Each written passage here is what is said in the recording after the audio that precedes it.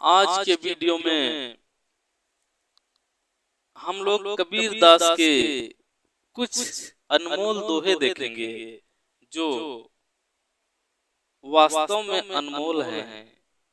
अगर इन दोहों को आप ध्यान से सुनेंगे तो आपके जीवन में बदलाव ये दोहे जरूर ला देंगे। तो क्या दोहे हैं, दोहों को देख लेते हैं हम लोग। चलिए दोहों को देख लेते हैं और इनका क्या अर्थ है, मतलब इसका क्या है, देखते हुए चलते हैं।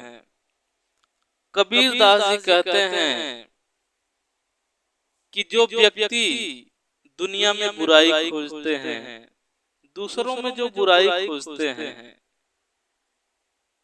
वो सबसे ज्यादा बुरे तो वही होते हैं। कबीर दास जी कहते हैं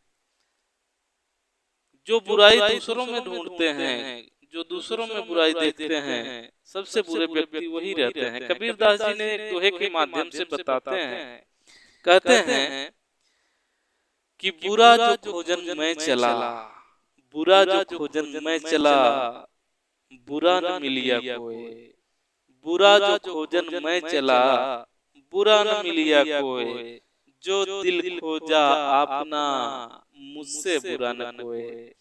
कबीर दास जी ने कहा है कि मैंने इस संसार में, इस दुनिया में बुराई खोजने के लिए निकला और मैंने अंत में पाया, अपने आप में झांक कर देखा, मैंने खुद में देखा, खुद को देखा तो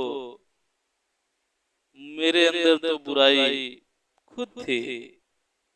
कहने का मतलब मैं तो खुद बुरा था और दुनिया में बुराई खोज रहा था। कहने का मतलब अगर जो बुरा व्यक्ति है वही, उसी को बुराई नजर आती है, और जो अच्छा इंसान है उसको बुराई से मतलब नहीं। वो तो अपने अच्छे कर्मों में लगा रहता है, वो दूसरों की बुराई नहीं खोजता, वो अपना काम करता है, दुनियादारी से मतलब नहीं होता है। कबीर दास जी कहते हैं कि अगर आपके पास कोई ज्ञानी व्यक्ति आया है, कोई संत महात्मा आया है, तो आप उससे ज्ञान लीजिए, ज्ञान की बातें करिए। उसकी जाति पाति मत पूछिए, जाति पाति से कोई मतलब नहीं है, उसके ज्ञान से मतलब है। हमें ज्ञान लेना चाहिए। दोहे के माध्यम से कबीर दास जी बताए हैं, क्या कहे हैं। अरे जात ने पूछो साधु की, जात ने पूछो साधु की, पूछ लीजिए ज्ञान। जात ने पूछो साधु की, पूछ लीजिए ज्ञान। मोल करो तलवार की, पड़ी रहन दो म्यान। कबीर दास जी कहते हैं कि अगर आपके द्वार पर कोई संत महात्मा आए हुए हैं तो उनकी जाति जाति बिरादरी मत पूछिए। आप वो ज्ञानी हैं तो उनका ज्ञान, उनसे ज्ञान ग्रहण करिए, ज्ञान की बातें करिए। क्योंकि कोई तलवार है तो तलवार की म्यान आपको नहीं देखना है, आपको देखना है कि तलवार में धार कितनी है। उसी तरह से व्यक्ति में कितना ज्ञान है उसको देखना है, जाति पाति नहीं देखना है। कबीर दास जी यही कहते हैं अपने दोहे के माध्यम से।